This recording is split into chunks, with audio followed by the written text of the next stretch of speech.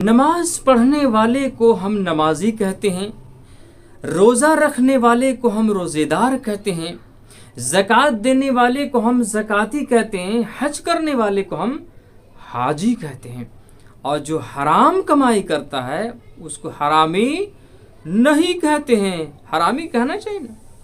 اسی طرح سے ایک سوال یہ ہوتا ہے کہ امام صاحب، مولانا صاحب، قاضی صاحب، آپ بتائیے کہ بغیر ٹوپی کے نماز ہوگی کہ نہیں؟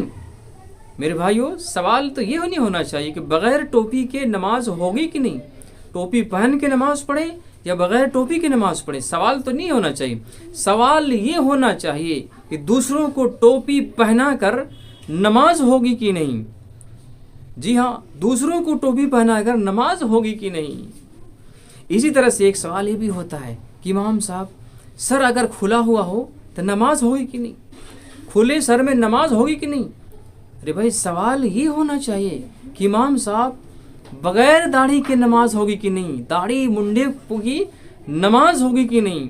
اب جیسے جو چیز اہم نہیں ہے اس کے پیچھے لوگ پڑے ہوتے ہیں، جو اہم ہے اس کو پوچھتے ہی نہیں۔ اللہ خیر فرمائے۔